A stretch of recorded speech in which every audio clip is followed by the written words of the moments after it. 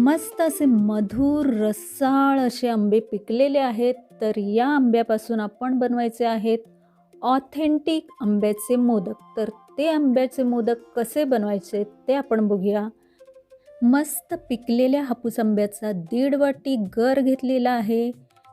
खोबरं खाऊन त्याचं 1 वाटी चव घेतलेला आहे, म्हणजे 1 वाटी नारळाचा कीस घेतलेला आहे. त्याला थोडासा शाही टच देण्यासाठी हे आवडीनुसार ड्रायफ्रूट घेतलेत. 1 छोटा चमचा खसखस घेतली आहे, चिमूटभर मीठ घेतलेलं आहे आणि अर्धा वाटी गूळ घेतलेला आहे. 1 वाटी खोबऱ्याला अर्धा वाटी गूळ घेतलेला आहे. 1 वाटी तांदळाचं पीठ घेतलं. याच तांदळाच्या पिठाने मी भाकरीसुद्धा करते. तुम्ही UK असाल तर इंडियन स्टोअरमध्ये हे पीठ मिळतंच, पण सेन्सबरीजसुद्धा तांदळाचं पीठ बहुतेक वेळेला मिळतं. सर्वप्रथम बघूया आपण मोदकाला लागणारं सारण. त्यासाठी लागणार आहे 1 वाटी खवलेलं खोबरं, अर्धा वाटी गूळ घेतलेला आहे आणि अर्धा वाटी आंब्याचा पल्प घेतलेला आहे. किती घट्ट पल्प आहे तो बघू शकता, त्यात अजिबात पाणी नाही आहे. तर हा अर्धा वाटी मी पल्प घेतलेला आहे. ते भांडं तापलं की त्यात 1 छोटा चमचा साजूक तूप घालायचं आहे. तूप विरघळलं की मग त्यात 1 छोटा चमचा खसखस घालायची. खसखस व्यवस्थित तुपात परतून घ्यायची आणि मग क्रश केलेले ड्रायफ्रूट घालायचे. आपण आपल्या आवडीप्रमाणे खसखस ड्रायफ्रूट घालू शकता. आता हे जे ड्रायफ्रूट आहेत ते थोड्या वेळासाठी आपण परतायचे, करपवायचे नाही आहेत. आता त्यात आपण खवलेलं खोबरं घालूया. 1 वाटी खवलेलं खोबरं आहे, ते व्यवस्थित परतायचं आहे.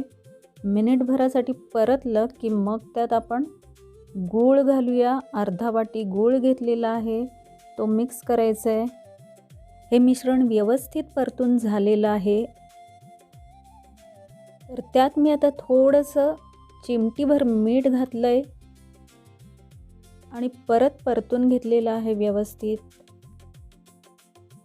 या मिश्रणात आपल्याला अर्धा वाटी आंब्याचा गर घ्यायचा आहे आणि तो मिक्स करायचा आहे. आंब्याच्या गरामुळे जे सारण ओलसर होतं आहे ते चांगलं आटू द्यायचं आहे. जास्त घट्ट सारण बनवलं तर ते कडक होणार आणि जास्त पातळ ठेवलं सारण, मोदक वाफवायला ठेवल्यावर मग ते ओलसर होतात, जास्त चिकट होतात आणि फाटू शकतात. त्यामुळे मीडियम ठेवायचे सारण. पारंपरिक मोदकाच्या सारणाप्रमाणे त्याची कन्सिस्टन्सी ठेवा. आणि ह्या सारणात मी वेलची जायफळ घातली नाही आहे. हापूस आंब्याचा मधुर असा स्वाद या सारणाला येतो. हे सारण आता तयार झालेलं आहे. आता आपण उकड कशी काढायची ते बघायचं आहे. त्यासाठी घेतलेलं आहे 1 वाटी पाणी. गॅस चालू करून पाणी उकळायला ठेवायचं आहे आणि 1 वाटी हापूस आंब्याचा गर घेतला आहे. तर हा गर बनवताना अजिबात पाण्याचा वापर न करता तो घट्ट एकदम हा गर बनवलेला आहे. तर तो 1 वाटी घेतलेला आहे. तुम्ही बघू शकता की किती घट्ट गर बनवलेला आहे तो. तुम्ही पण पाणी न वापरता आंब्याचा पल्प बनवला तर सारणसुद्धा पटकन होईल तुमचं. आणि अर्धा चमचा साजूक तूप घेतलेलं आहे. हे थंडीमुळे एकदम घट्ट असं झालेलं आहे. आपल्या आवडीप्रमाणे तेल, तूप, लोणी जे आवडतं ते घ्या आणि चवीपुरतं मीठ घ्यायचं आहे. तर हे मीठ घालून घेतलं आहे मी. हे मिश्रण चांगलं ढवळून घ्यायचं आहे. व्यवस्थित मिक्स केलं की त्याच्यावर झाकण ठेवायचं आहे आणि उकळी येऊ द्यायची. खळखळून अशी उकळी यायला पाहिजे. तर मी आता झाकण ठेवते त्याच्यावर. आंब्याच्या मिश्रणाला छान अशी उकळी आलेली आहे. मस्त असा सुगंध दरवळत आहे. आंब्याची जी गोडी आहे, इतका मधुर तो गोडवा आहे, तो सगळा मिश्रणात उतरला आहे. इतका मधुर हापूस आंब्याचा गोड असं सुगंध, स्वाद असं दरवळतोय. मस्त एकदम वाटतंय. उकळी आल्यावर मिश्रणाला एकदा ढवळायचं आहे आणि मग तांदळाचं पीठ हळूहळू करून ओतायचं आहे आणि मस्त असं मिक्स करून घ्यायचं आहे. सगळं पीठ एकाच वेळी नाही ओतायचं, नाहीतर गुठळ्या होतात उकड काढताना जे भांडं घेतो ते भांडं मोठं आणि पसरट घ्यायचं आहे, म्हणजे आपल्याला जे पीठ आहे ते व्यवस्थित ढवळता येतं, त्यात मग गुठळ्या होत नाही. जर तुम्ही भांडं छोटं घेतलं आणि भरपूर पीठ असेल तर मग त्यात गुठळ्या होणार. त्यासाठी भांडं मोठं घ्यायचं.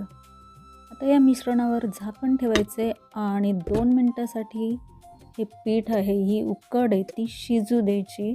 2 मिनटांनंतर गॅस बंद करायचे.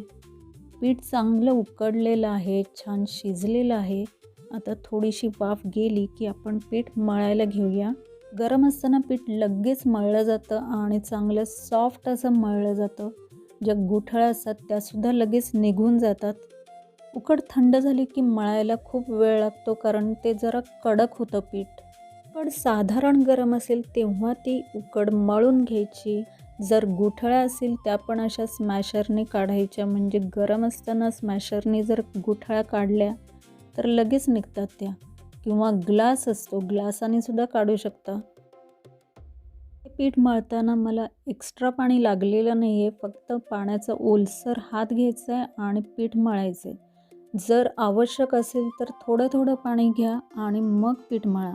उकड मळून झाल्यावर त्याच्यावर ओला कॉटनचा कपडा टाकायचा आहे, म्हणजे ती उकड आहे ती कडक होत नाही किंवा सुकत नाही. चपातीच्या पिठाप्रमाणेच हे पीठ नरम असं मळायचं आहे आणि मग त्याचे मोदक करायला घ्यायचे. पिठाचे एकसमान गोळे केलेत म्हणजे मोदक एकसारखे बनतात, सेम आकाराचे बनतात.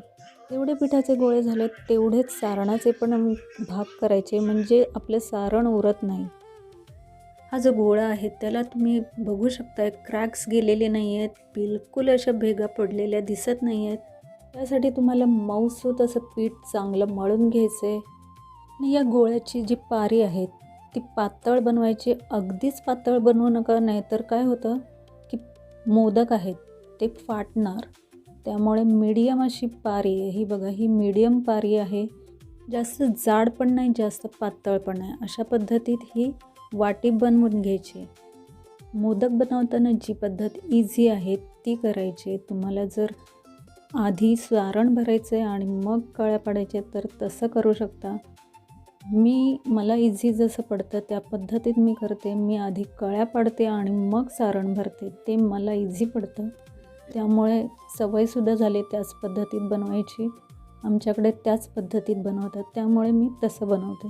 आणि जी पद्धत तुम्हाला इझी पडते त्या प्रकारे तुम्ही मोदक बनवा.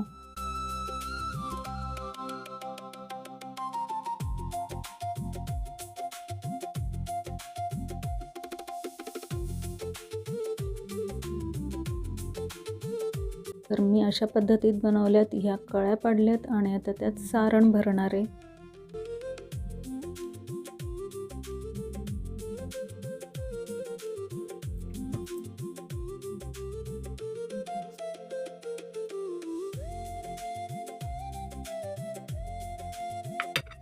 हे मी आता सारण भरत आहे. तर सारण भरलं की सगळ्या ज्या कळ्या आहेत त्या एकत्र घ्यायच्या आहेत आणि मग चांगलं प्रेस करायचे.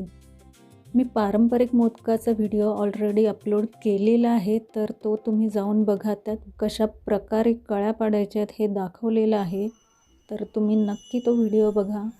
हे मोदक बनवून झालेले आहेत. आता चाळणीला तेल किंवा तूप लावायचे आणि त्यावर मोदक ठेवायचे किंवा केळीच्या पानात ठेवले तरी चालतं. मी बटर पेपर घेणार आहे आणि त्यावर हे मोदक ठेवणार आहे.